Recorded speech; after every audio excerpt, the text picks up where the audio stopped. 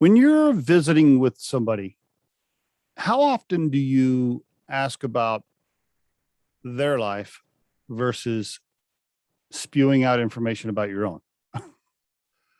You ever monitored yourself with that? And by the way, isn't it annoying when you meet somebody or you're at dinner with somebody or you're just having a conversation with somebody and they just talk about themselves the whole time, right? And then you try to interject like a little something about your life and then they kind of like halfway pay attention and they turn it right back to their life. Everybody knows who I'm talking about, right? I'm sure you know who I'm talking about because I actually think most people are like that. It sure feels that way. The majority of people that I meet are selfish in that way. I don't think it's intentional all the time, right? I'm not saying they wake up trying to be a bad person, but they just don't monitor themselves enough. They don't watch for it. They don't think about it. So they end up visiting with somebody and they're talking about themselves the entire time. They spent 20 minutes with somebody on the phone. 19 minutes was about them and 1 minute was about the other person. Then they hang up. I think people are a little bit unconscious about that, right? They don't realize they're doing it, I guess is what I'm trying to say. Like I said, I don't think people are just trying to be an asshole. I don't think people in general start a conversation saying to themselves, I'm going to talk about my whole self the whole time and not talk about the other person, right? I don't think that's planned. I think it takes practice in emotional intelligence. I think it takes practice to monitor and engage yourself. My partner and I, Scott, we spend a lot of time meeting people, specifically prospects or clients, right? People we're trying to sell recruiting services to because that's what we do for a living. We're a recruiting firm. So we're taking people to dinner or happy hour and we're engaging them to try to build a relationship in hopes that we can land a recruiting gig.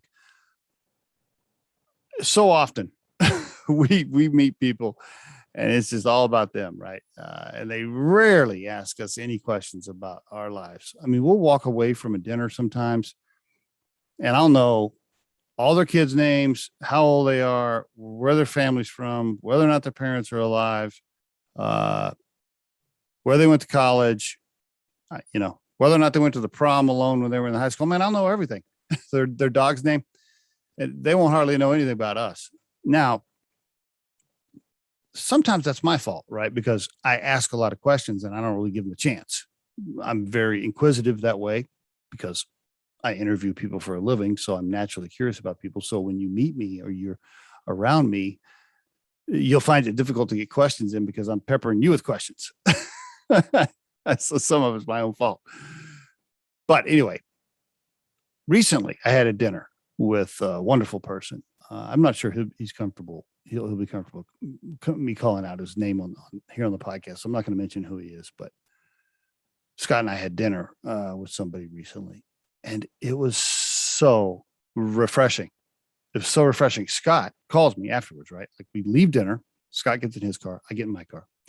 Scott calls me. He's like, "Oh my God, that was so awesome." Like he actually asked questions about our lives and was curious about us as human beings. Isn't that so refreshing? We were just floored because we never get that, right? Rarely do we get that. We just thought, what a awesome guy he was, right? What a great guy. Just very thoughtful, very personable, just a wonderful human being. Somebody I wanted to do business with, somebody I wanted to get to know more, somebody I want to be around, somebody I want to emulate, somebody I want to be like. And so a very inspirational person. I don't get that very often. I just don't get that very often. I don't meet people like that very often. And I want to encourage you as the listener to monitor yourself, because if you want to build your network and help your career and get people on your side and have people like you, then, there's been books written about this. This is not earth shattering, like rocket science secret stuff I'm sharing with you. It's a reminder. Just ask questions about the other person's life and listen. Don't just wait for them to stop talking so that you can start talking again. Like listen and engage, be interested in what they're saying. Ask a follow-up question. Be amazed what that'll do to build relationships. People will just want to be around you. And that creates magical things when it comes to business, right? So monitor yourself. Just monitor yourself. Next time you're visiting with somebody, ask yourself, okay, like, oof, man, all right, what did I learn about them? What do they know about me? How many questions did I ask? Gauge yourself a little bit, coach yourself. It'll help you improve relationships. It'll help you in business. And there is your Riderflex tip of the day.